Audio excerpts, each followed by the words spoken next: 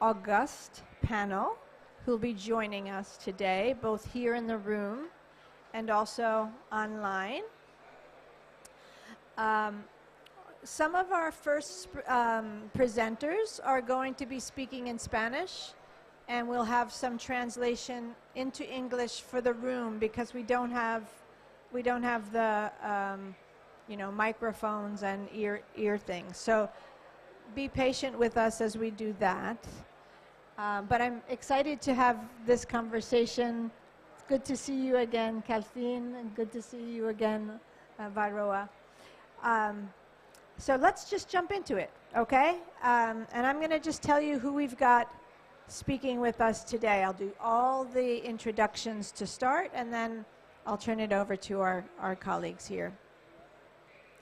So the first speaker, hold on a second, get my glasses. The first speaker will be Juan Antonio Calfin. He's a member of the Mapuche Lafkenche community in the Sea of Southern Chile. He's a recognized worker for human rights, gender, and indigenous peoples. He coordinates the participation of indigenous delegates in international decision-making scenarios through the indigenous Minga.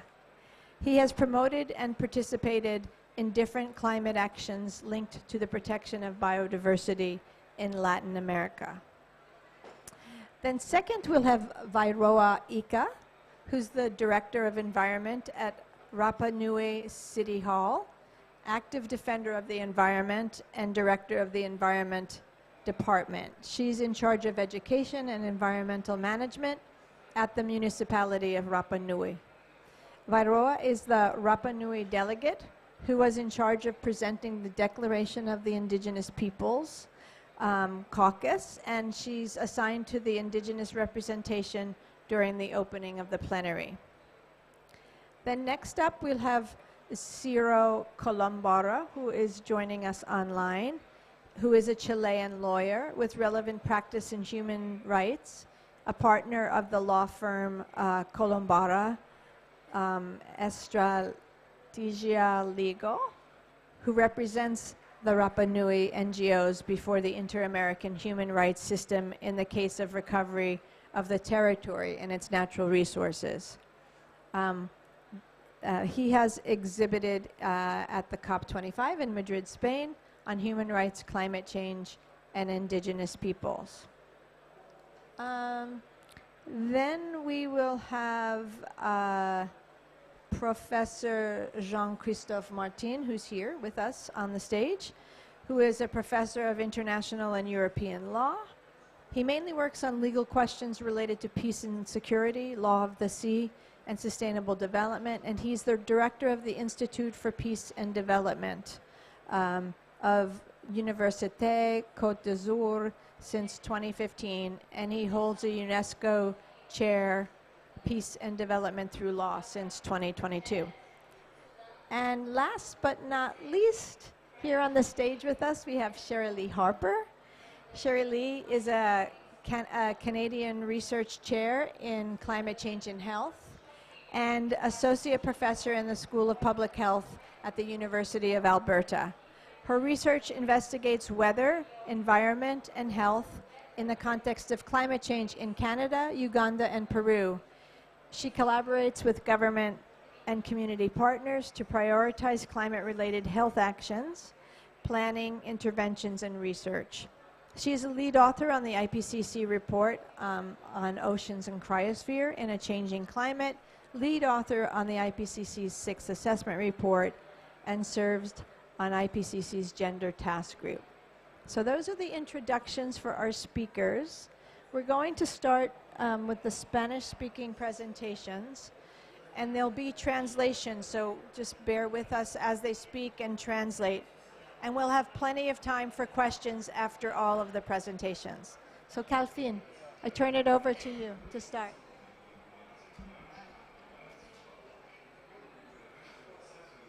Mari Compupeñi Compulamien, en mi idioma tradicional, buenas tardes hermanos y hermanas. So, welcome my brothers and sisters. I have just greeted you in my traditional language, afternoon, my brothers and sisters.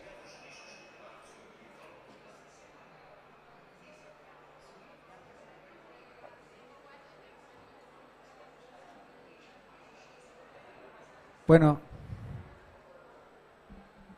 gracias por la oportunidad que nos dan nuestros abuelos y nuestras abuelas, nuestro pasado, nuestro presente y también el futuro, de poder estar juntos y compartir este espacio. So I'd like to thank everybody, especially our ancestors, the grandparents, and our past, our present, and also our future, for being together here and sharing this space. Y adelante, en demorarte más, no hay problema, puedes hacerlo más claro, 1 minuto de tiempo puede ser.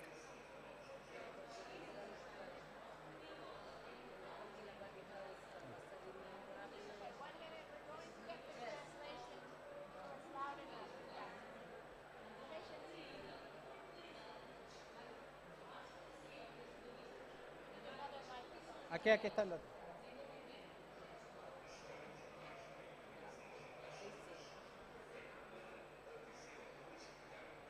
Now, okay. Let's do our best, please.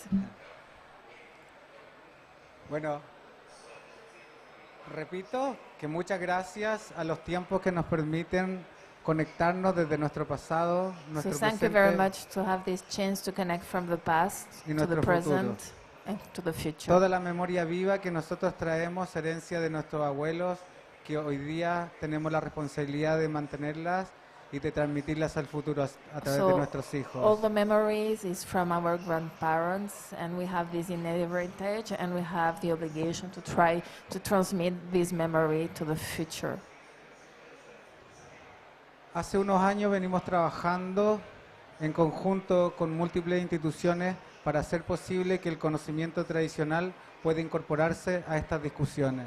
So we have been working for many years now with other institutions in order to put this knowledge in the public space. Y aunque venimos de la misma madre, del mismo origen que nuestra madre tierra, de las mismas aguas, de las mismas montañas, del mismo viento, And even if we share the same mother, means the same land, the same marine area, and the same atmospheres,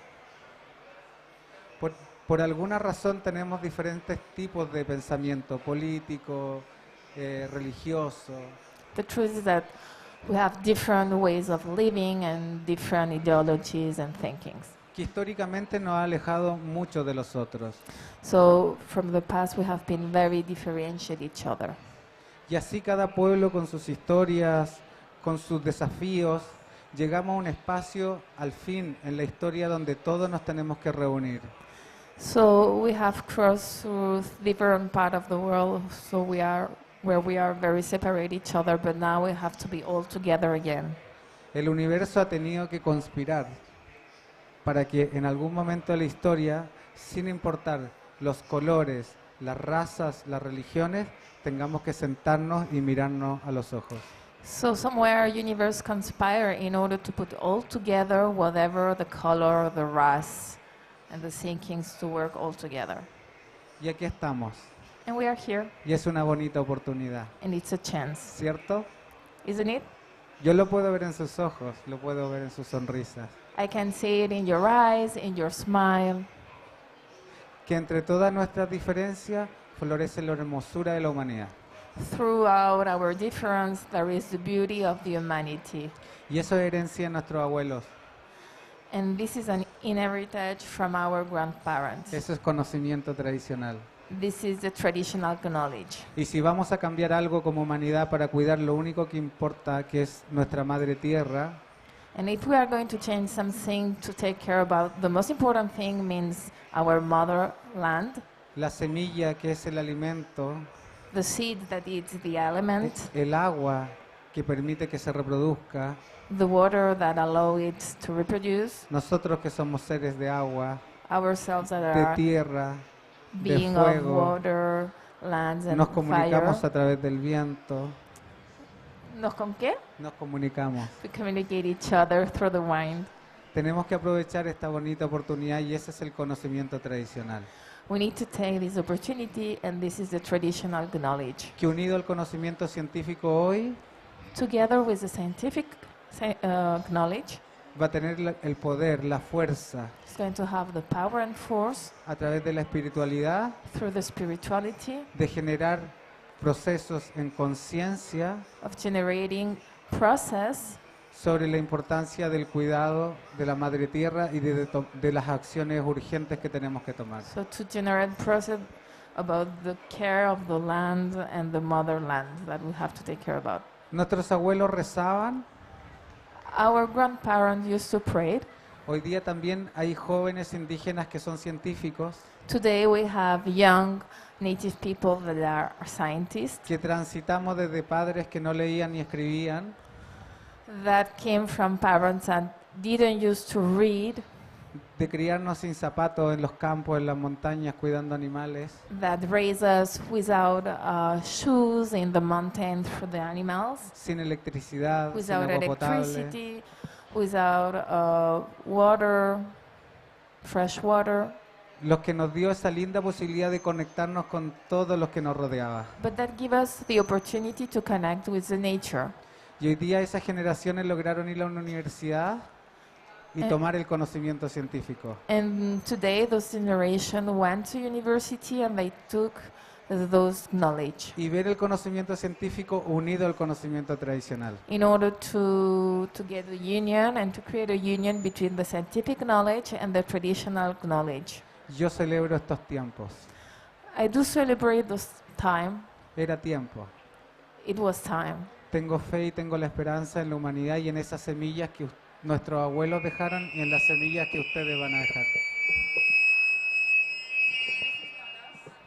No, Es el this is grito not de los us. espíritus. No. So I have faith in us and in this seed that our grandparents put in us, in our soul. This is me? No, it's not me. Okay. Bueno, esa es la maravillosa oportunidad que yo les invito a reconocer y a seguir generando. See, so this is a great opportunity that I invite you to see, to recognize, and to continue to develop. Es de sentirnos hermanos en lo que nos une, en lo que es común y trabajar para mejorar aquellos que nos hace diferentes. Feel as brother, sibling, feel as sibling, and help us to work together for that purpose. Tenemos que estar todos disponibles y poner el corazón en el centro y dar lo mejor de nosotros si queremos dejar una bonita huella. We have to be available to put the heart in the center and to work all together if we want to create the difference and to provoke a mark. Nosotros seguimos honrando la memoria de nuestros abuelos, lo que ellos nos dejaron. We try to honor our grandparents' memory, what they give us. A través de una palabra sincera, a través de un corazón limpio, a través de un abrazo afectuoso. Through a real world, a clean heart, and a hug. Muchas gracias. Thank you very much.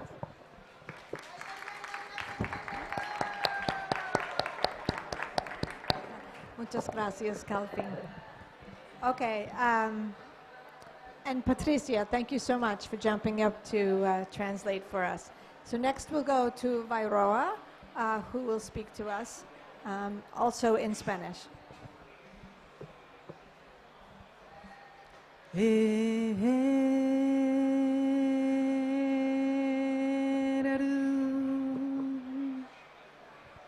Mi nombre es Vairoa, soy de Rapa Nui, Tepito Tejenúa, Isla de Pascua, Matequiterañi.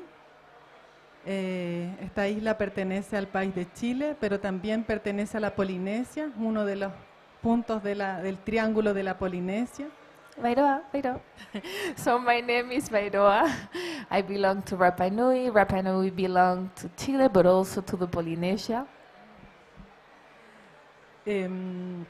Bueno, aquí estoy con mis hermanos mapuche, aymara, del norte. Tenemos también los chicos de Rapa Nui, jóvenes que estamos participando aquí en la COP para visibilizar y armar redes de trabajo con quienes participan en la COP.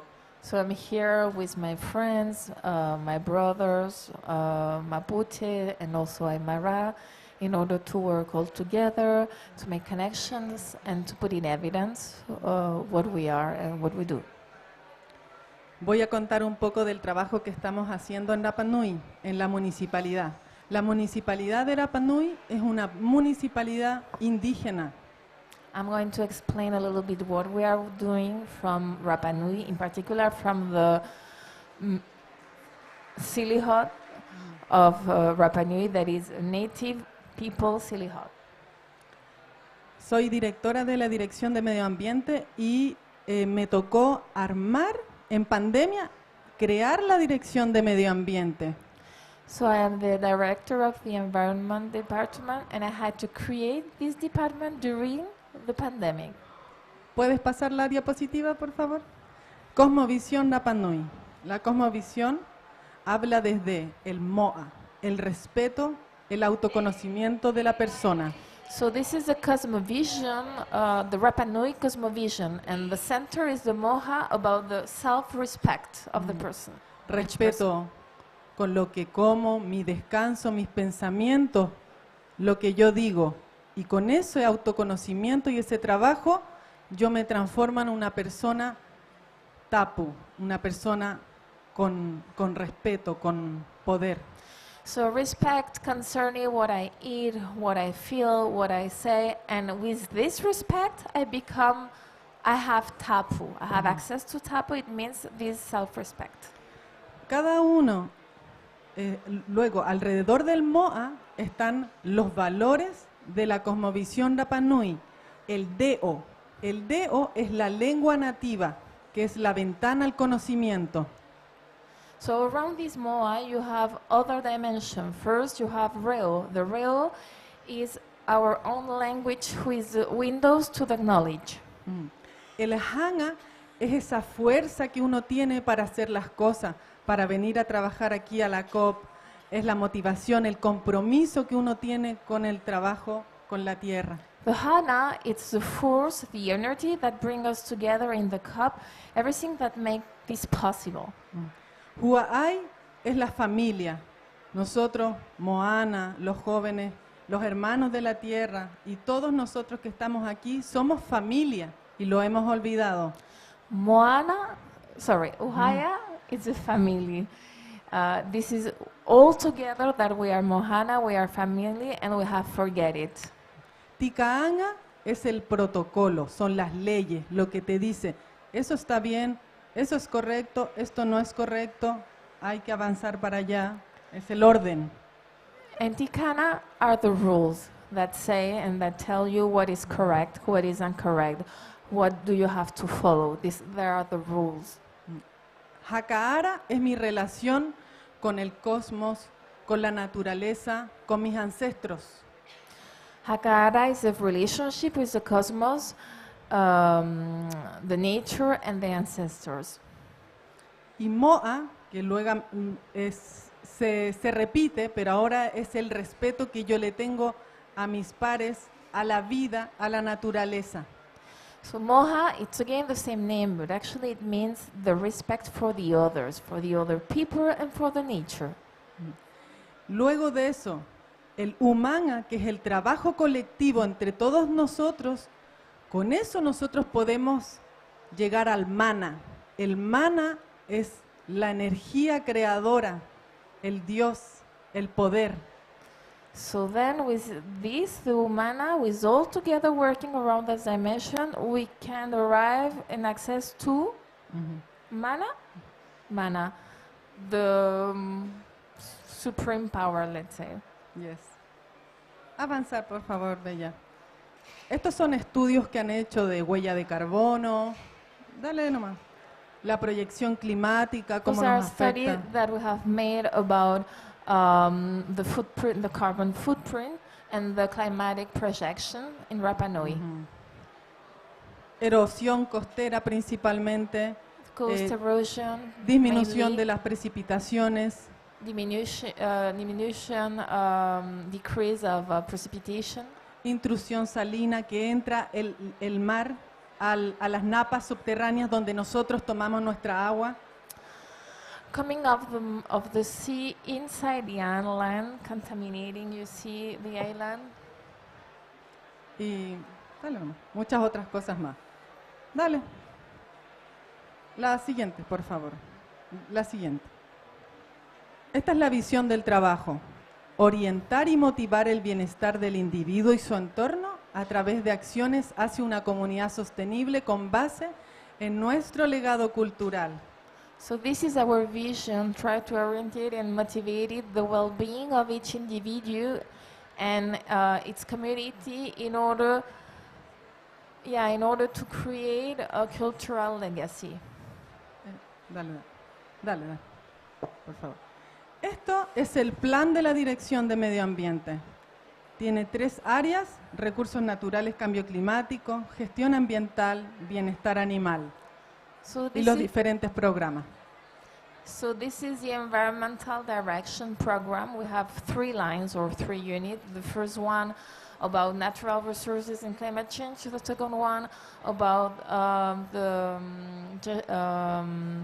management, environmental management, and the third one about animal well-being, with their each different programs. Ahora vamos a ir pasando rápido fotos de los programas. We are going to show different pictures about several programs. Viveros, huertos familiares, taller de alimentación saludable. Dale. All the ateliers that we have. Dale. Este programa es muy interesante porque por cada niño que nace en Rapa Nui nosotros le entregamos un árbol que se llama Un Niño, un Árbol. Tiene que ver, todos los programas que nosotros creamos en la dirección tienen que ver con la cosmovisión Rapa Nui. Desde ahí nosotros creamos estas acciones. Dale. Hello. This is a very beautiful program because for each newborn in the island, we will have a new tree, and we try to develop all the programs according to the Rapa Nui cosmovision. Dale. Compostaje, como se está erosionando la isla, necesitamos hacer suelo. Yeah, because of the erosions of the island, we have to work around the floor, so we do a lot of compost. También creamos aulas verdes Rapa Nui para todos los colegios y jardines. Creamos un espacio para trabajar y hacer educación ambiental. And in each school and little school for kids, we try to create a space to work around environmental education. En idioma Rapa Nui. In Rapa Nui language. Dale. Sí. Sale. También tenemos una red ambiental con todas las instituciones, organizaciones, empresas que trabajan en el medio ambiente. Tenemos un sello para todas las empresas para que se puedan comprometer con el cuidado del medio ambiente. We also have a brand because we are working with all the sectors that are present in the island concerning the environment, and we create this brand this logo in order to allow them to achieve some commitment related to environment. Dale. Tapa Oritomata, que es el sello, el sistema de gestión de residuos, las redes sociales. Todo esto, para nosotros la educación ambiental es la base. For us, the environmental education is the basis, the real basis of everything. So you can see there the social media and some instruction for compost, so for residuals. Si hubiéramos tenido educación ambiental, hoy no existirían las COP. Yeah, we wouldn't have COP if we would have many years ago environmental education. Dale. Yo creo que podríamos mostrar el video. ¿Estamos? Sí. Vamos a mostrar ahora 2 videos cortos de 2 programas que hoy las Naciones Unidas lo está destacando porque si bien estuvimos encerrados por el COVID 3 años. So we are going to show 2 videos that the UN are taking and trying to reply and scale, because even if we were closed for 2 years because of the COVID, Pudimos avanzar en las ODS. we could continue Con el working around the programa ODS. Huertos Familiares, que partimos el 2020 cuando parte la pandemia, donde vimos que la economía de la isla, sumado al cierre de la isla, iba a afectar la economía familiar. Y pensamos y planificamos como dirección apoyar a la familia, apoyar a la comunidad. Entonces, ¿qué mejor que la construcción de un huerto? Después de 2 años de pandemia logramos hacer 1.114 huertos y logramos seleccionar 25 familias con las cuales armamos una red de productores agroecológicos, donde el propósito de esta red es impulsar la soberanía alimentaria de Rapa Nui y poder asegurar el consumo de alimentos nutritivos, ya que nos preocupamos del suelo, le entregamos abono natural y insecticidas naturales también, además de la asesoría técnica. Como red hemos llegado a un acuerdo de que las primeras 3 cosechas se regalaron a la comunidad. Luego de la 4ª cosecha de esta organización, ellos van a empezar a vender estas canastas. Una canasta bien variada, con todos los alimentos que crecen en los huertos, y para poder trabajar el comercio justo, la alimentación local, la alimentación saludable. Entonces la idea es poder ofrecerlo a la comunidad. Estas acciones van en línea con la ODS número 2, Hambre Cero, y la ODS número 12, Producción y Consumo Responsable de la Agenda 2030 de las Naciones Unidas. Uno de los objetivos a desarrollar entonces en una década es lograr que el planeta sea sustentable, alimentariamente hablando. Y Rapa Nui lo que está haciendo aquí está a través de este concepto iniciando ese proceso. Lo estamos haciendo con la familia, lo estamos haciendo con las vecinas y los vecinos, y esto se va a ir escalando y se va a ir multiplicando por sí sola. El tiempo no es importante, lo importante es enfocarnos en hacer bien para que del fruto de ella podamos nosotros entonces sustentarnos, podemos garantizar nuestros alimentos aquí mismo en nuestra casa.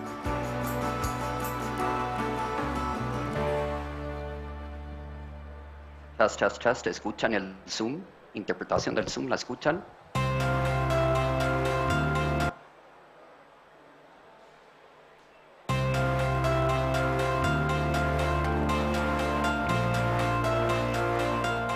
En Rapa Nui teníamos un grave problema porque todo el textil, toda la ropa en desuso estaba llegando al vertedero. Hoy, gracias a la pandemia, nosotros creamos un programa que se llama Reciclaje y Reutilización del Textil. Bueno, la gente cuando trae su ropa la pesamos, esto ingresa a nuestra sala de producción donde seleccionamos la ropa en buen estado, ingresa a la tienda donde se la pueden llevar de forma gratuita y lo demás se selecciona para que se pueda trabajar en los talleres. Casi el 10% de la comunidad ha participado de estos talleres para aprender un sinfín de productos que podemos hacer con este material. Con estos talleres la comunidad ha logrado trabajar con la ropa en desuso creando diferentes objetos, como por ejemplo cestería en tela, flores, atrapasueños, cojines, muñecos, bolsos. Se trabaja con todo tipo de prendas, jeans, poleras, vestidos, ropa de bebé, etc. Este espacio ha sido muy importante para la comunidad. Se han reunido, han compartido, varias familias se han encontrado en este espacio, donde también ha generado trabajo digno para la comunidad, donde han aprendido diferentes usos de este material, pero también hoy son las embajadoras del medio ambiente y la reutilización del textil. Gracias al programa de reutilización y reciclaje de textil, hemos podido evitar que lleguen más de 3 toneladas de este material al vertedero.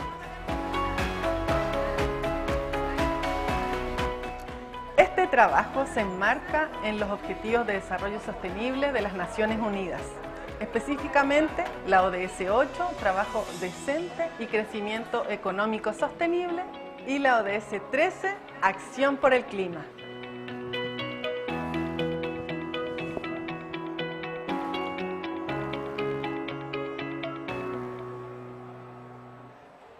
Ok, Vairoa.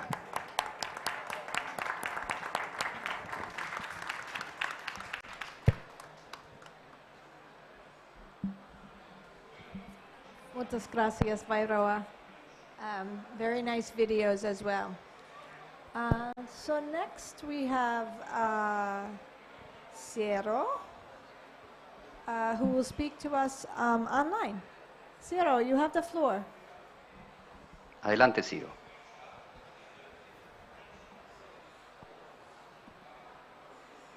Ciro, estás muteado. Okay. Thank you. Good morning or good evening, I'm not sure. I prefer speaking Spanish because I need to use some legal expression, and I will try to explain slowly for translation. And I want to speak about a case, a Rapa Nui case related with climate change. Sigo en español y comparto, si me permiten. So he's going to speak in Spanish and then he's going to share a PPT. So now I will continue in Spanish and I will share my PowerPoint presentation. Just a moment, please. Okay. Okay. Okay. Is it okay? Can everybody see the presentation? Yes? Yes? Okay. First, soy un abogado chileno que trabaja desde hace algunos años con algunas organizaciones del pueblo Rapa Nui en un caso de recuperación del territorio, sus recursos naturales, ante el sistema interamericano de derechos humanos. So first of all, I'd like to start by saying that I'm a lawyer in Chile, and I'm specialized just for many years with some organizations in Rapa Nui, especially in the recovery of territories and its natural resources when facing the inter-American human rights systems. Y puede hablar más rápido y más largo, si no hay problema. En este contexto, junto al alcalde de Rapa Nui y otros líderes preocupados por la situación de cambio climático que explicó Vairoa, hemos analizado la situación o qué posibilidades tiene el pueblo Rapa Nui de defender sus derechos a propósito del cambio climático. So, in this sense, and this context, together with the mayor of Rapa Nui that was mentioned, and other leaders, what we do is we are concerned about the climate change, as Vairoa mentioned, and with that we have analyzed the situation and what possibilities the Rapa Nui people have of defending their rights when facing climate change. Se trata, el cambio climático, de una nueva realidad que claramente Rapa Nui está enfrentando, tal como quedó claro en la exposición anterior. Y no cabe duda que el cambio climático es responsabilidad de los estados y de las grandes corporaciones, siendo las personas y colectivos vulnerables los más afectados por el cambio climático. So, in this sense, when facing climate change, it's a new reality, which clearly we can see that Rapa Nui is facing this, just as was left clear in the previous presentation. Without a doubt, climate change is the responsibility of the states and the large corporations, and people and collectives are the most affected and most vulnerable due to climate change. Analizando el impacto del cambio climático en el patrimonio mundial, UNESCO señala que Rapa Nui es uno de los 6 sitios prioritarios más vulnerables del mundo. Por lo tanto, es urgente preocuparnos de los efectos del cambio climático en Rapa Nui. in the sense, if we analyze the impact of climate change in World Heritage, what we can see is that UNESCO points out that Rapa Nui is one of the 6 priority sites that is under the most vulnerability in the world. Therefore, it's urgent to take care of the effects of climate change in Rapa Nui. Si bien existe una regulación incipiente y a soft law a nivel internacional y algunas leyes locales, por ejemplo en Chile una ley de cambio climático, en general no existe ni una regulación para defenderse de los efectos del cambio climático, ni existen tribunales para hacerlo. Por lo tanto, lo que estamos explorando es un litigio de interés público con un fuerte componente simbólico para poner de relieve cómo afecta el cambio climático a Rapa Nui. So what we see is that even though there are soft laws that exist, and at the international level, and some local laws as well, for example in Chile there's a climate change law, generally speaking there is no recovery to defend against climate change effects, nor are there courts that are specialized for this. Therefore, what we're exploring as an option is to have public interest litigations with a strong symbolic component to be able to outline how climate change affects Rapa Nui in this case. La isla, que es parte de la Polinesia, está en el medio del Océano Pacífico y es el lugar más aislado del mundo. Todos sabemos que algunas islas de la Polinesia corren un cero riesgo de inundación por el alza del nivel del mar. Aquellas islas que tienen menor altura, que no es el caso de Rapa Nui, pero los problemas son otros que vamos a explicar ahora. Now the island, which is in the middle of nowhere, is in the middle of the Pacific Ocean, and this place is one of the most isolated in the world. We all know that some islands in Polynesia run a serious risk of being flooded due to the rise of the sea levels. Those islands that have lesser height. That's not the case of Rapa Nui.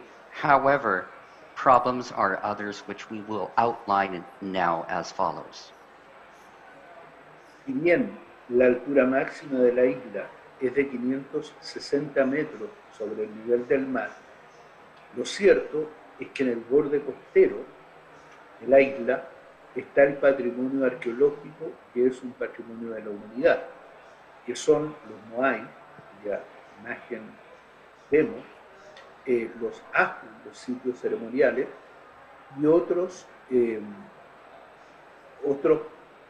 objetos de patrimonio, componentes del patrimonio arqueológico y cultural de relevancia mundial.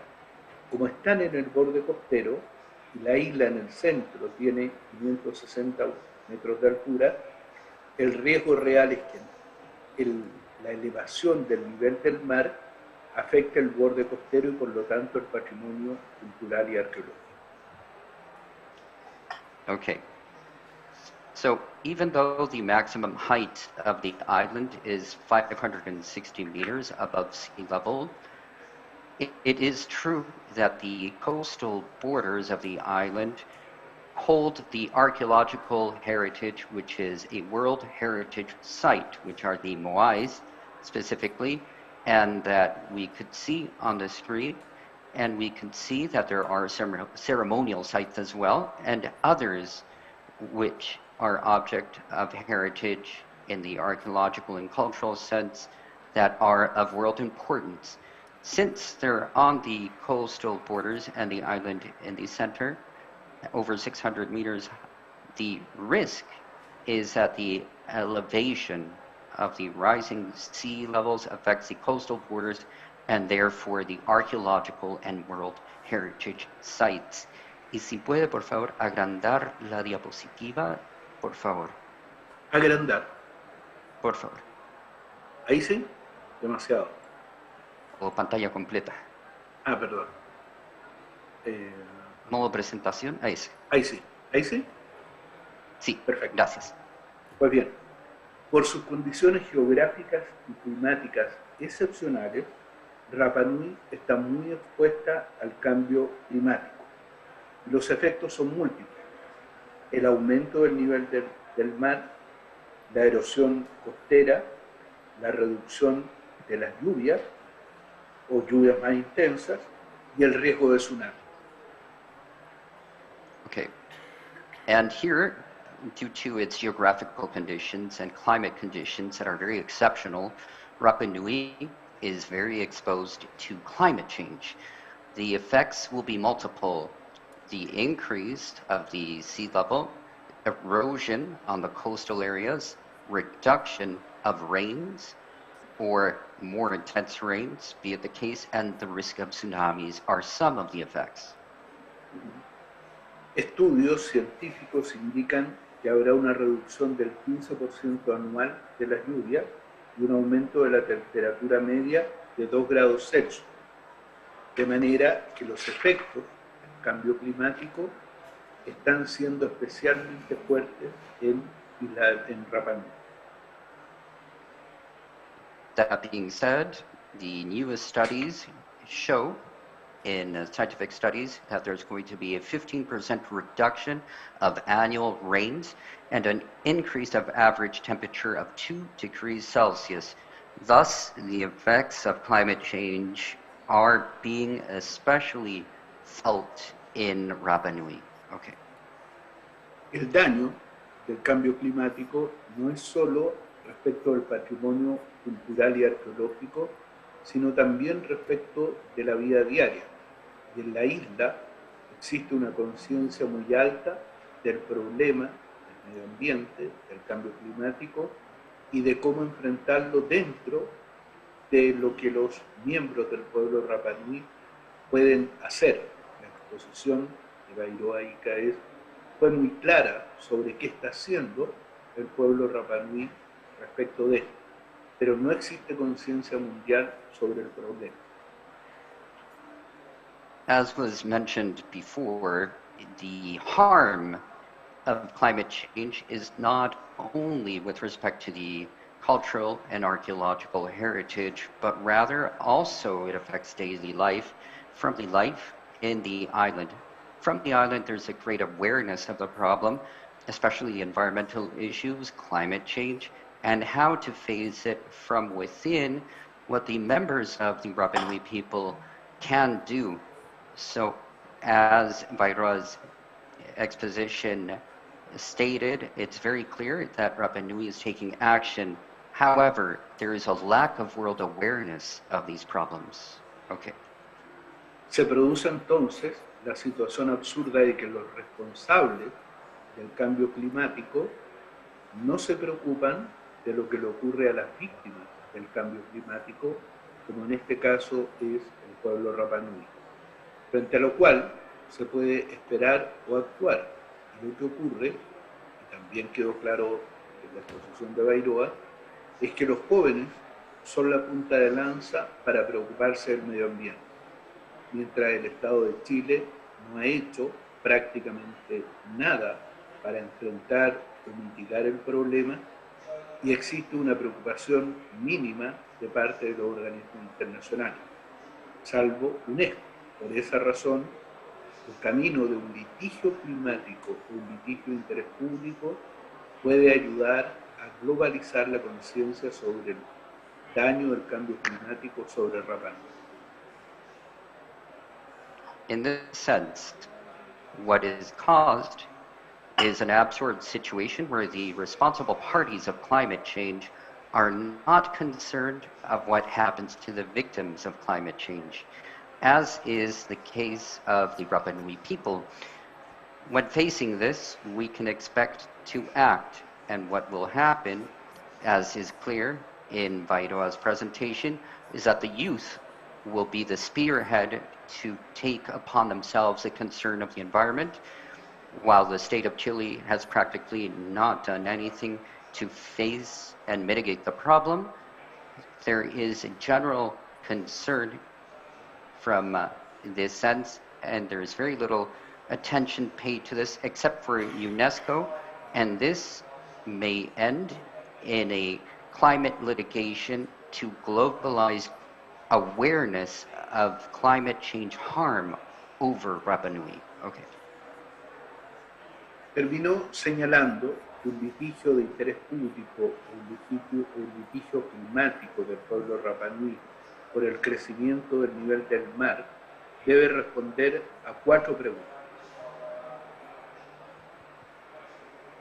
I will wrap up by presenting that the litigation of public interest and climate litigation of the Rapa Nui people over the growth of the sea level must respond to the following 4 questions. Okay. ¿Por qué? Porque Rapa Nui es uno de los 6 sitios prioritarios más vulnerables del mundo al cambio climático, de acuerdo a UNESCO. First of all, the why, and the why is because Rapa Nui is one of the most vulnerable priority sites out of the 6 to climate change, according to UNESCO. Okay? ¿Para qué? Para obligar a los responsables del cambio climático a activar medidas de mitigación que favorezcan en definitiva a todo el planeta y también al pueblo Rapa Nui. What for? In this case, the what for is to obligate the responsible parties of climate change to activate mitigation measures that would favor the whole planet and the Rapa Nui people. Okay. ¿Cuándo? Ahora. Es urgente. El cambio climático está provocando consecuencias devastadoras a nivel mundial y está afectando especialmente a Rapa Nui. When? The when would be now. It's urgent. Climate change is already causing consequences that are devastating at the world level, and it's affecting especially people such as in Rapa Nui. Okay. ¿Y contra quién? Solo puedo decir que estamos trabajando en eso y esperamos tener novedades prontamente. And against who, all I can say for now is that we're working upon that question, and we hope to have news about that soon. Perfecto. Muchas gracias por la atención y quedo disponible por correo electrónico o teléfono para dudas o preguntas o si alguien quiere colaborar. Muchas gracias. I'd like to wrap up by thanking everybody for the time and for being able to present.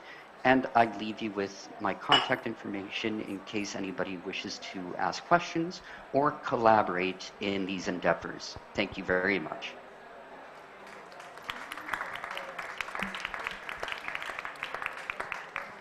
Muchas gracias, Ciro. Now we'll come back into the room here, and we're going to go to you, Jean-Christophe, to make your presentation. Thank you. Good afternoon to everyone. First of all, I would like to thank the organizers warmly for inviting me to take part to this panel. This is a wonderful opportunity to talk about international law. So I should start singing a song, a theme song from the series Mission Impossible, since it's quite impossible to present international law relating to indigenous knowledge in just a few minutes. My proposal for today is to assess how and to what extent international law tackles the indigenous knowledge protection issues. We have witnessed a very impressive evolution in the way international law consider indigenous knowledge, starting from a question of survival, cultural survival, to a participation to normal knowledge, science and innovation. And a second dimension of this evolution through the consideration of indigenous people as users of resources, and now considering them as partners in the governance of global issues through indigenous knowledge. For instance, when it comes to climate change, the trend is to consider that we need indigenous knowledge to build resilience for all through collaborating with and learning from indigenous people as well as local communities. So I propose to present international law issues in two parts. The first one is dedicated to the progressive recognition of indigenous peoples in international law, and then to turn to legal questions about indigenous knowledge as such in international law. A very important year, I try to sum up as much as possible, but a very important year is 1989, when was adopted in the context, under the auspices of the International Labour Organization, a convention, the first convention, no, the second, sorry, convention on indigenous and tribal peoples. This convention is very important since it reveals a historical shift in the mindset. Because for the first time, an international treaty abandoned the assimilation approach and established the protection of indigenous cultures as its very objective. Then, on this basis, a branch, let's say, of international treaties have been adopted, which include references to indigenous knowledge, indigenous people, giving them room in the international governance, let's say. You have here the main treaties that have been adopted in this context. UNFCCC CCC does not integrate this dimension, but make a reference, previous one, a reference to cultures that consider environment as Mother Earth, for instance, noting the importance of some of the concept of climate justice. Then the Convention on Biological Diversity, the Convention to Combat Desertification, the Treaty on Plant Genetic Resources, all those include references to indigenous people, indigenous knowledge. This is the case of the Nagoya Protocol on access and benefit sharing when it comes to genetic resources. Many other treaties, some other treaties, and for instance, the references to indigenous people and indigenous knowledge in the ongoing negotiation, let's say, in the draft text of a brand new convention about biodiversity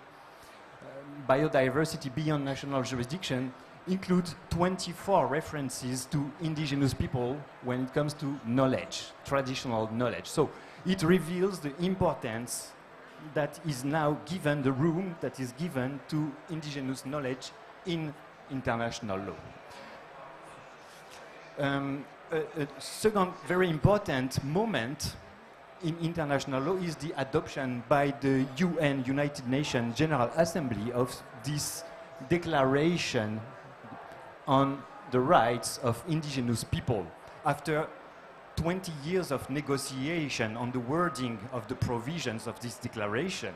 So 2007, this is the main legal instrument, the most important, let's say, in terms of political authority, the most important instruments, which is the most comprehensive international instruments on the rights of indigenous peoples.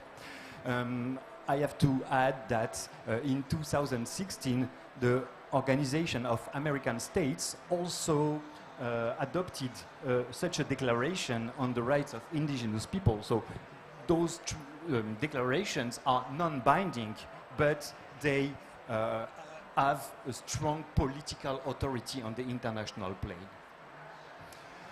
So this change, this evolution in the mindset also has also led to create collaboration tools under international law in order to take into account and to integrate indigenous knowledge, indigenous people on the international plane, in international institutions. A very good example is given by the UNFCCC, which has created a local communities and indigenous peoples platform in order to take advantage to this indigenous knowledge. So you have here a list of examples, but I will add that IPCC, for instance, systematically includes now indigenous and local knowledge in assessments. So there is a trend, very interesting one, in order to give room to indigenous people in international institutions. On this basis, what are the current legal issues concerning the way international law protect indigenous knowledge? Two main questions that I would like to address. The first one is a question about definitions. You know, if we want to create rights for someone, then we have to define the people who will be concerned by this right. So this is the case for indigenous peoples. Since we intend to protect the rights of indigenous people, we have to define who are the indigenous peoples, and this is a critical issue in international law. There is a lack of an authoritative unique definition, official definition in international law, since it is a very sensitive question, because since peoples are recognized as such, then this triggers the right to self-determination. So states are very reluctant to recognize peoples, indigenous peoples, as such. So you can take a look at all the international treaties concerning indigenous people, indigenous knowledge. There is no definition of what indigenous peoples are. And so the consequence, the impact is that this qualification is up to states. States, in their domestic law, decide for themselves what are the indigenous peoples. There is one exception, which is once again this ILO convention adopted in 1989, which contains the only official definition of indigenous people in a treaty. So this is a working definition, very interesting, which also emphasizes the importance of self-identification. So there is here an indication of how to, but once again, it's up to states to identify on this basis who are the indigenous peoples. Second, questions about definition. What is indigenous knowledge? Because we can say indigenous knowledge must be protected. If we do not define what is indigenous knowledge, then we don't know what is the content of the obligation. And once again, there is no official definition of what indigenous knowledge is. So this means that many articles of many treaties refer to indigenous knowledge that is to be protected without explaining, defining what it is. We have working definitions which has been proposed by international institutions. For instance, IPCC proposes this definition: understanding, skills and philosophies developed by societies with long histories of interaction with their natural surroundings. But that does not help a lot in order to have a working legal definition of what is indigenous knowledge. I have to add that this wording, knowledge, is understood as a generic term, which scope is, in my opinion, very broad, very large. We can see different formulas in treaties, for instance, knowledge, innovation and practices, technology, knowledge, know-how and practices. So it is still up to states to define in their domestic legal order what they consider as indigenous knowledge. But in my opinion, this approach reveals the will to consider knowledge in a as broad as possible definition, as inclusive as possible understanding of what knowledge is. So it precludes a narrow interpretation. Last point, legal issues as well. What are the rights of the indigenous people related to knowledge, and to what extent, beyond the mere consecration of the right, are they in a process of realization, efficient, effective realization? There are 5 dimensions of rights of indigenous people in international law that you can find not only in non-binding recommendations but in international treaties containing binding rules. First dimension, the protection as such of indigenous and local knowledge. I put just examples you see here. Article 8 of the Convention on Biological Diversity, for instance, states parties shall respect, preserve and maintain knowledge, innovation, etc. The Convention to combat desertification as well is about protecting, enhancing traditional local knowledge.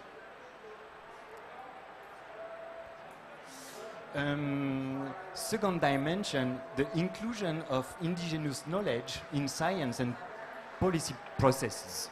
Example here about climate, the Paris Agreement adopted in 2015 precise that when it comes to adaptation action, then this adaptation process should be based and guided by the best available science and traditional knowledge.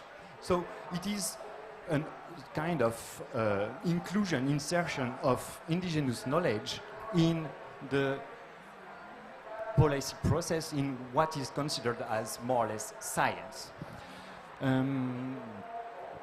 Third dimension, and this is a very important one, the prior and informed consent or approval by indigenous peoples themselves of the access to their knowledge. Many treaties that I have given the list earlier, all those treaties include a reference to indigenous knowledge. For instance, the Nagoya Protocol on Access and Benefit Sharing in Article 7 states that each party shall take measures in order to ensure that traditional knowledge associated with genetic resources that is held by indigenous and local communities is accessed with the prior and informed consent or approval.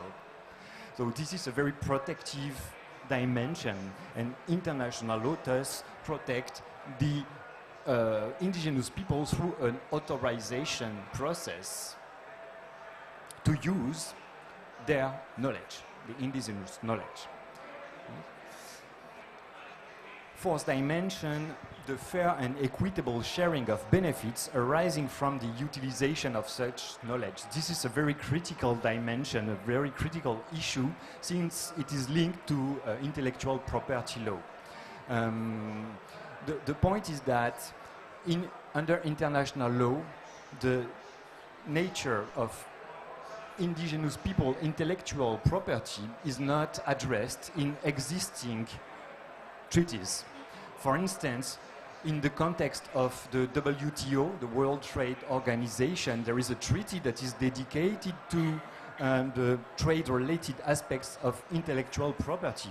And this treaty, which is the key treaty in international law about intellectual property, let's say, in trade dimension, does not protect that much indigenous people, because all the WTO members are obliged to provide to the nationals of other states the same protection as they provide to their own nationals, but in many cases states do not protect indigenous people in their own legislation. So this means that this TRIPS agreement will not protect indigenous knowledge, indigenous people in international trade. Next. Intellectual property of indigenous people is, however, mentioned in many instruments. The UNGA Declaration, for instance, the American Declaration, treaties, but the main question is, what about implementation beyond the mere consecration? The answer is through domestic law, because in each article, as you can read with the Convention to Combat Desertification as an example, subject to their respective national legislation, states must ensure that indigenous knowledge is protected by this fair and equitable utilization, sharing of benefit. So this is an important limit, and to date, there is no protection, strong protection of intellectual property of this indigenous knowledge in international law.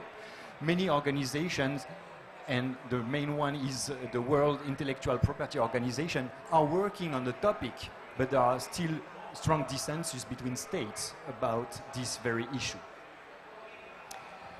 And finally, the last dimension, the participation in decision making, participation of indigenous peoples in decision making, so which is related to the right to self-determination and which encompasses to some extent knowledge, indigenous knowledge. For instance, this Treaty on Plant Genetic Resources emphasizes the need to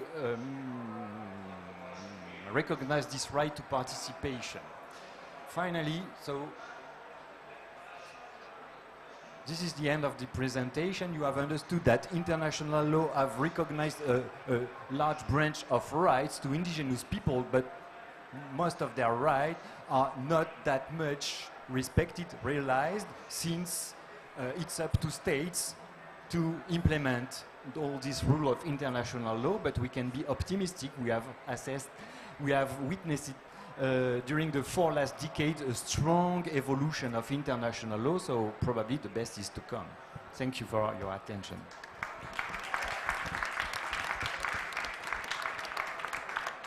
Thank you, Jean-Christophe. That's actually a pretty depressing story.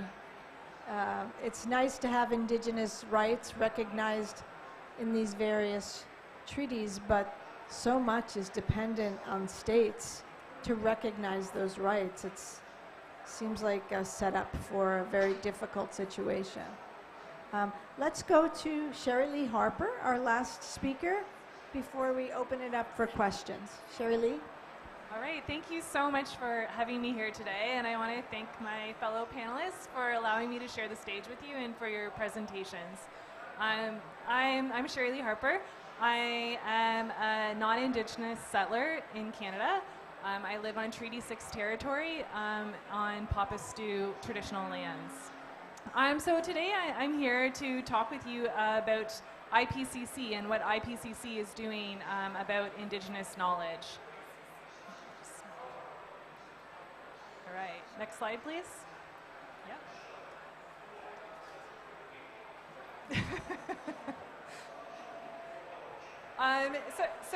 And one thing that I would like to do is, oh, wow.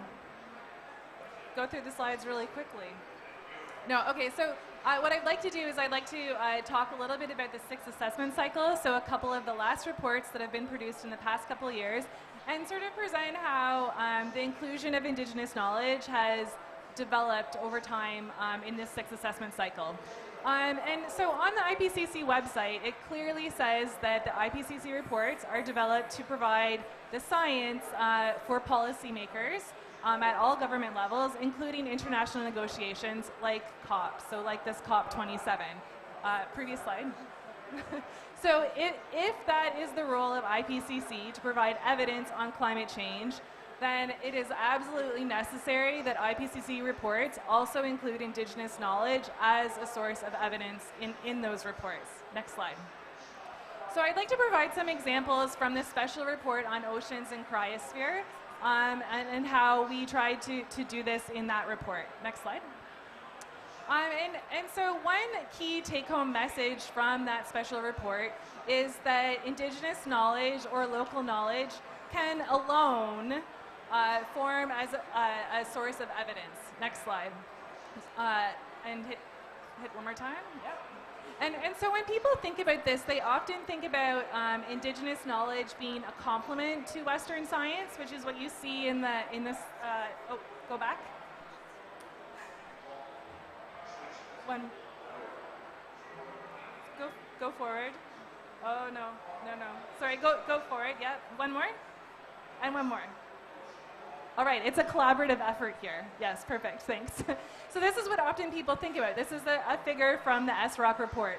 And so people think about Indigenous knowledge and Western science coming together to create something new. And that can be a way that Indigenous knowledge is used. But what I think is really important is that the report also clearly states that Indigenous knowledge can be used in and of itself. And I think that's really important because people often say that, you know, Indigenous knowledge needs to be validated by Western science or it's a complement to Western science, but it's not. It can stand alone on its own. So that was one key finding from the SROC report. Okay, next. Okay, and the other thing, the other key finding from the report is that Indigenous knowledge is critical to understanding climate change, it's critical to responding to climate change, and it's critical to governing climate change. And so in the next report, the AR6 report, we tried to take that further and we tried to mobilize that and try to explore what that meant. Next slide. And so if IK is critical for understanding, responding, and governing climate change, what we concluded in the next report is that this has to be done by self-determination. And this is a really important finding on the report. So in several chapters of the report, you'll see that we call for self-determination in this process. Next slide. So how did we do this? We tried to mobilize the idea of self-determination in the assessment process in and of itself. And so we tried to recruit Indigenous contributing authors so that they could do the assessment of Indigenous knowledge or the impacts on Indigenous people or how Indigenous people are responding to climate change so that they could do that process themselves.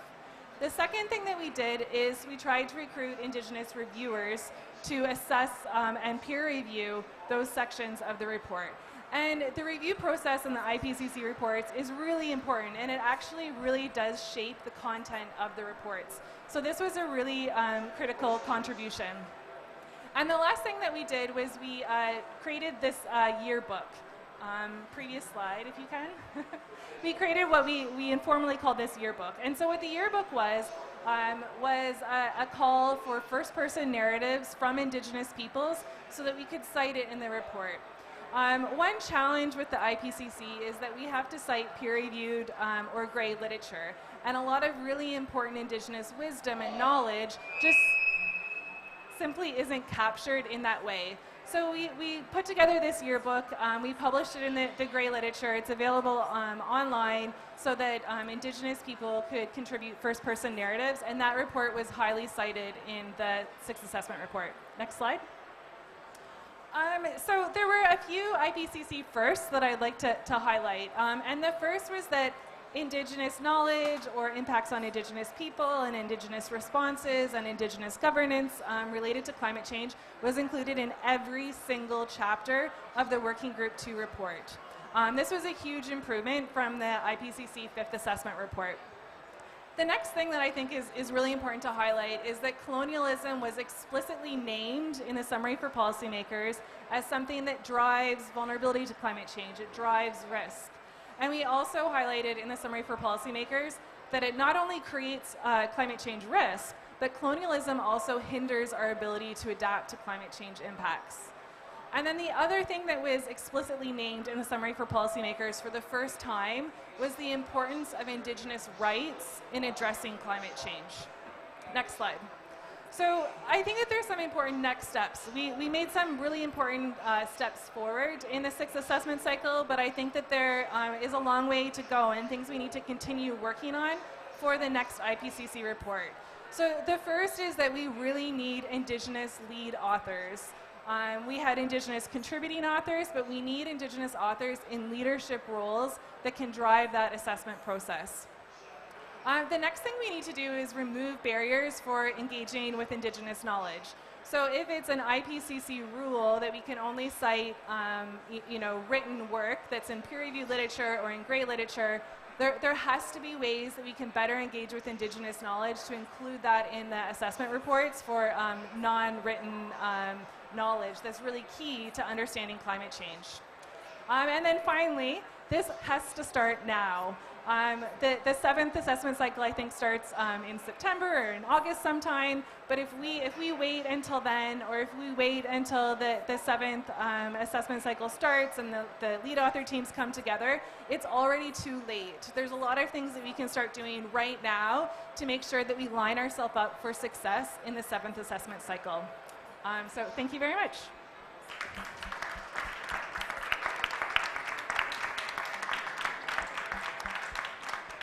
Okay, thank you so much, Sherry Lee. I just want to ask if any of the panel members would like to respond to presentations of others. Calvin, did you want to speak again? Bueno, muchas gracias por todas las presentaciones. Para dar comienzo a las preguntas, los invito a hacer un ejercicio para poder generar energía. He's calling So thank you very much. to make Thank an you very much exercise, for but if questions. And I would like to ask everybody to join me in an exercise. Come on. Is the connection to the spirit in different language? Is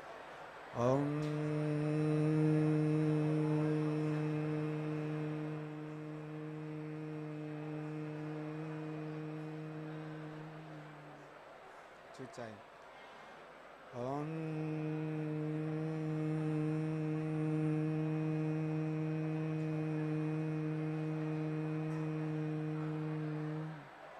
Vamos a dar una vuelta para dejar atrás. Now we're going to spin around.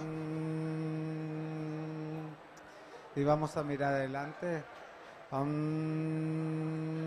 Look forward. Thank you very much.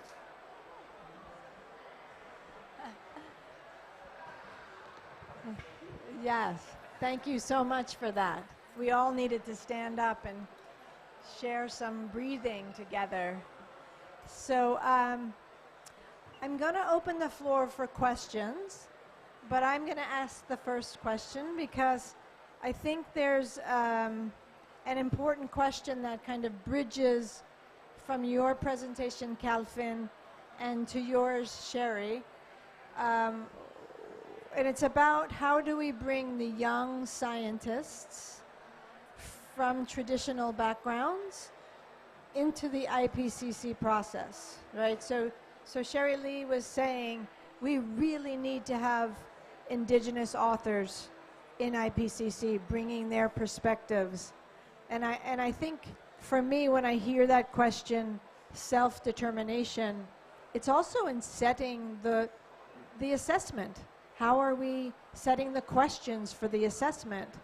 Which is so important to bring Indigenous voices to the table to do that.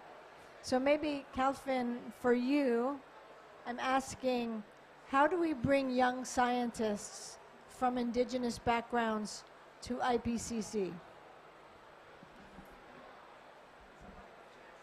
So, Calvin, la pregunta para ti es ¿cómo traemos jóvenes científicos indígenas a la IPCC? ¿Cómo se pueden unir? Creo que el proceso de participación en las COP y en estos espacios de incidencia aún están encerrados en estos propios espacios. Ha faltado sociabilización y el primer paso es hacerlo visible.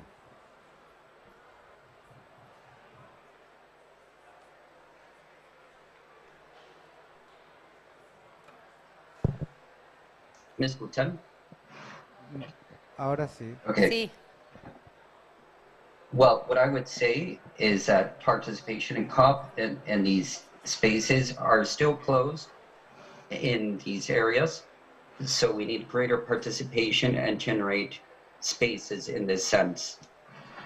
Y a través de la Minga Indígena, que es el órgano que represento hoy acá, lo que se busca es eso, es generar participación con la sociedad civil en los territorios donde se generan las COP para generar una conciencia desde las bases, desde la sociedad civil, para que sea la sociedad completa, no solo los científicos, no solo los políticos, no solo las empresas, sino que la sociedad toda quien tome esta responsabilidad de generar cambios para un futuro mejor.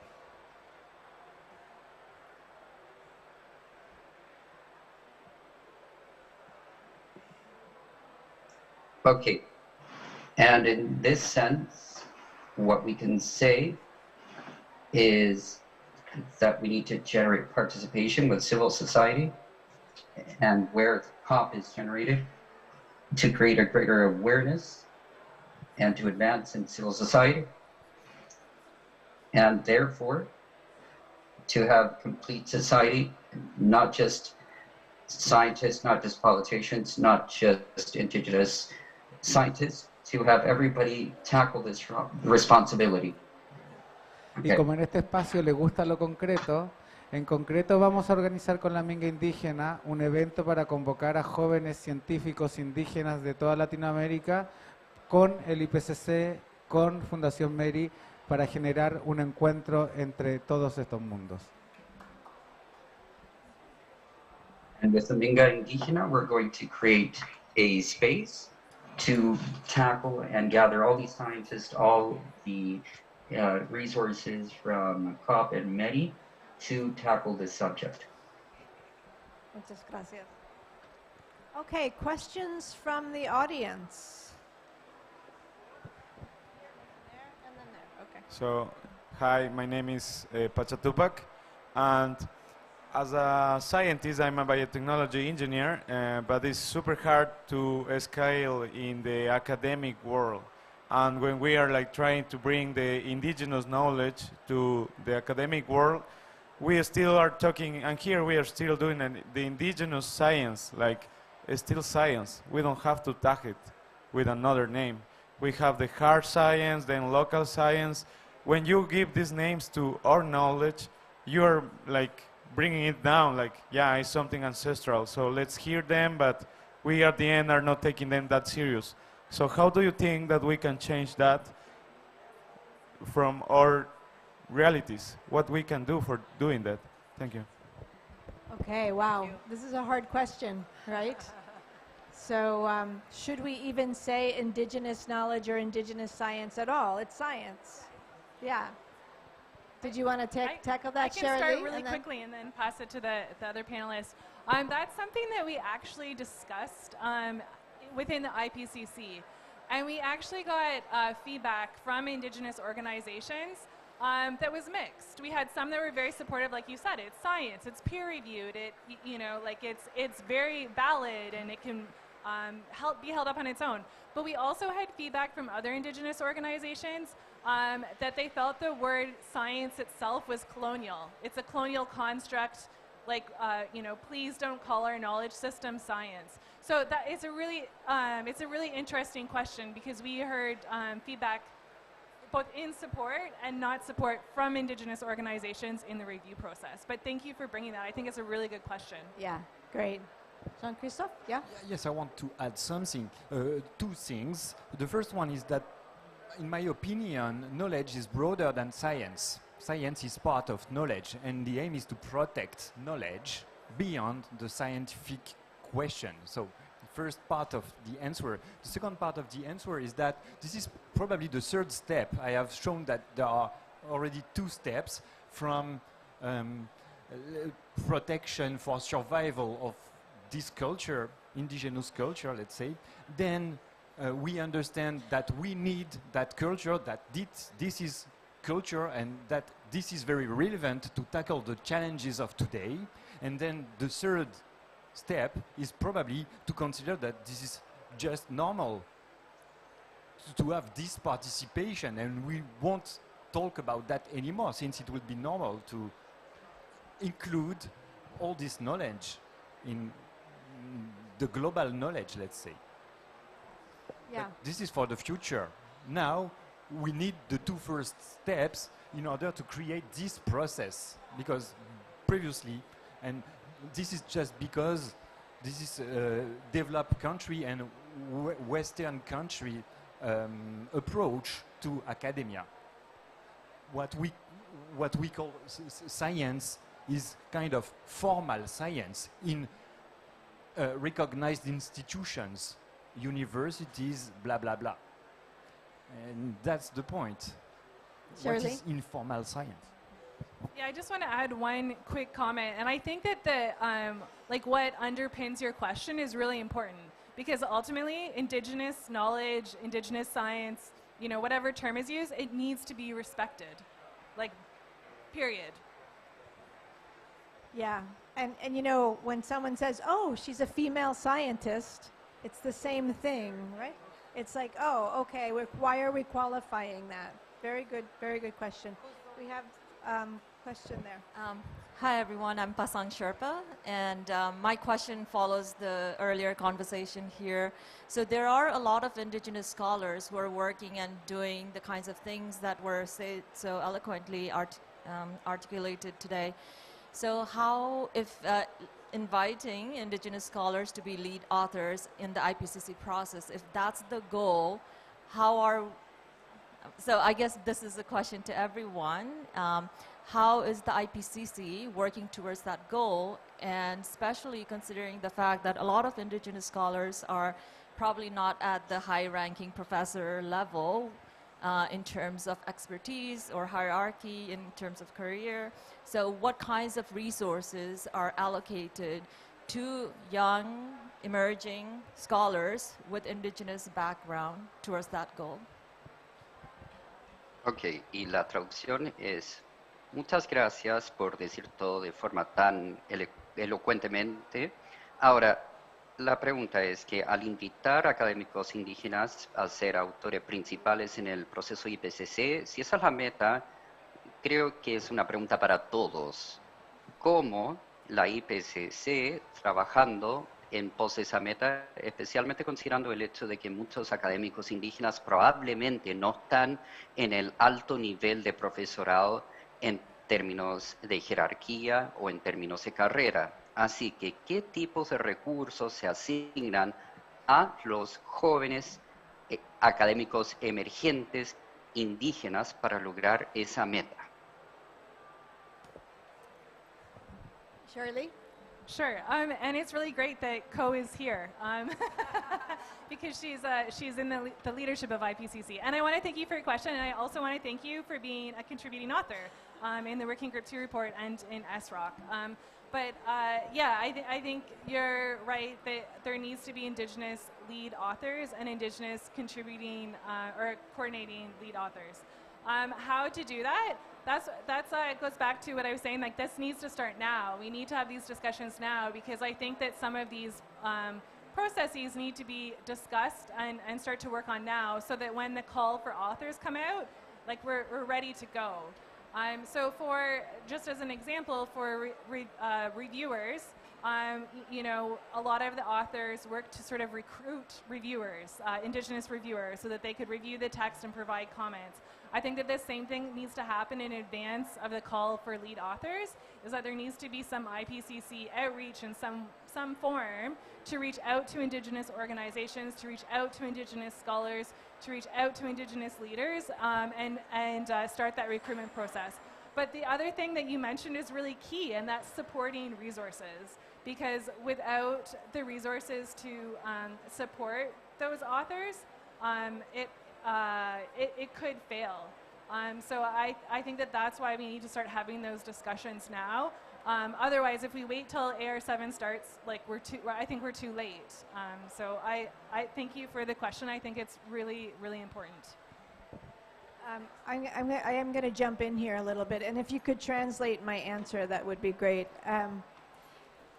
So I was on a panel just 2 weeks ago at a college in the U.S., and we were talking about Indigenous knowledge. And somebody said, why don't Indigenous... Okay. Pato, ¿estás escuchando para traducir? Sí, déjala que hable completamente, yo traduzco completamente. Okay. Dile que puede terminar a su gusto, ¿ya? Okay.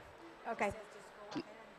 Okay. Please great. continue, Co. Say the whole question. Okay. Go ahead. Thank you. And the student said, why do we not have traditional communities nominating directly into the IPCC process? Because it comes to your point, Jean, Christophe, that everything seems to have to go through the state. And if that's the process, then it's either incomplete or slow. And so that suggestion just came from a student, like, why don't we have indigenous groups making their own nominations to the process? At the very least, we need to encourage all of our countries to consider their indigenous groups when they make their nominations. And I think we can do that by sending a signal from IPCC that this is important to our report. Ok. Así que yo estaba en un panel hace 2 semanas atrás en una universidad de Estados Unidos y estamos justamente hablando del conocimiento indígena. Y alguien preguntó por qué los pueblos indígenas, por qué no están involucrados. Y el alumno preguntó por qué no tenemos, digamos, comunidades tradicionales nominando directamente al proceso de IPCC directamente. Y esto conlleva a tu punto, Christoph, que lo que pasa es que todo parece tener que pasar por el Estado. Y si ese es el proceso, entonces es incompleto o lento, y esa sugerencia provenía de un alumno. ¿Por qué no tenemos grupos indígenas que hacen sus propias nominaciones al proceso? Por lo bajo, tenemos que alentar a todos los países que consideren sus grupos indígenas cuando hagan sus nominaciones. Y creo que podemos hacer eso al mandar la señal de la IPCC, que esto es importante para nuestro informe. Okay. Thank you. Question here first, and then there, and then there.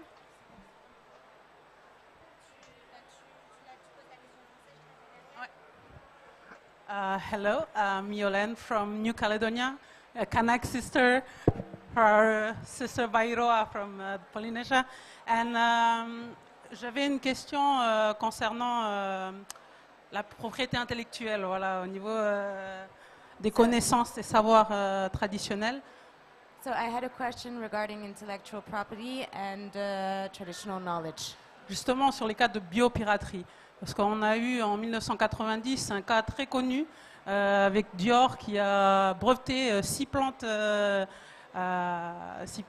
avec des attributs bien spécifiques, médicinales aussi, pour l'usage de ces parfums. So actually we have a very famous case that happened in dans les années 90, pas 90. Okay, in the 1990s, where there was a case of biopiratery from Dior that actually used some of our plants and our knowledge for medical reasons, but also to include them in their perfume. Oui, donc voilà là, comment le code éthique est mis en application, et éventuellement aussi il y a eu une entente qui a été faite entre ce gros industriel et nos autorités coutumières. Et là se pose le problème de gouvernance privée à la gouvernance publique qui est censée régir ça. Donc maintenant. Sorry. So and so how does the code of conduct actually addresses this? And it actually also encompasses the difficulties that we have with custom law between our custom in issuing governance between our custom governance and these very private and big corporates that have developed an agreement on it. Parce que dans le cadre aussi de mes fonctions, dans une industrie extractive dans Nouvelle-Calédonie, on est dans cette démarche-là aussi de reconnaître le FPIC, le mettre en application, et comment on ne rentre pas en conflit avec cette gouvernance publique. And so she's also mentioning her own position in une compagnie minière. Okay, a mining company where they want to apply these code of ethics, but they cannot be confronted with more local governance.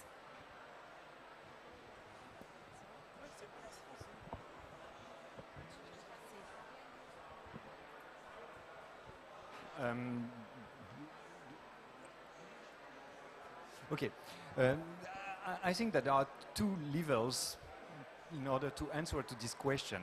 The first part of the question is actually a question of protection of the rights through this approval of the use of the indigenous knowledge, including the indigenous knowledge relating to genetic resources.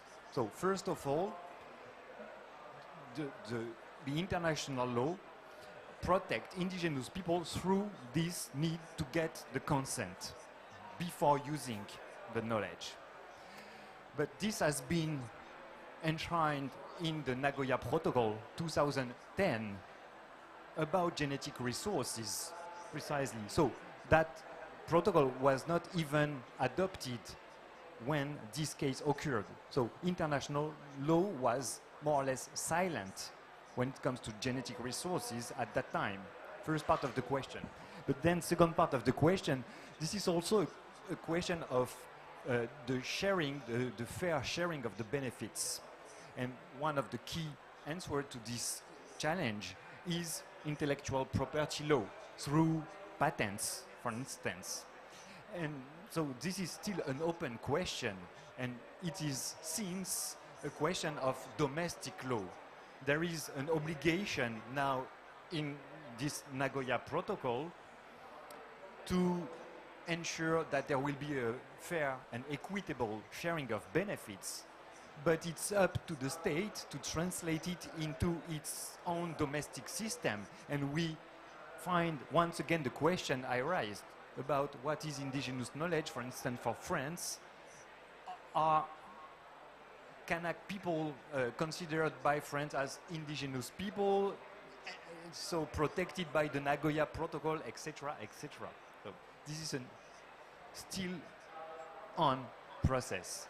But the main solution, the main answer to your question is that there is a strong consecration of rights, but they are still not entirely realized, since states are supposed to translate that into domestic law, and it will depend on the political will of each state, if you want.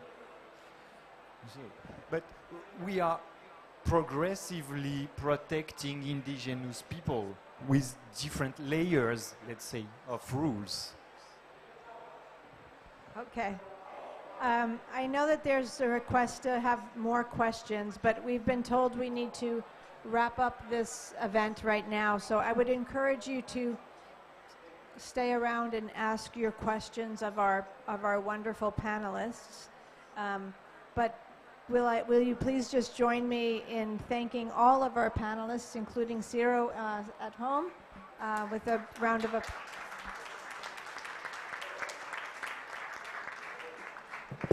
Thank you, everyone. And thank you, Co, for moderating this beautiful panel. Thank you.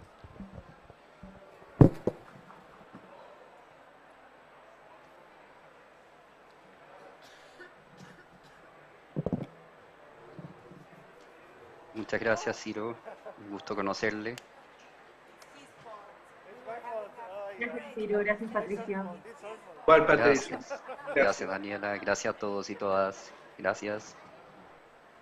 Pide estar allá. Con gusto.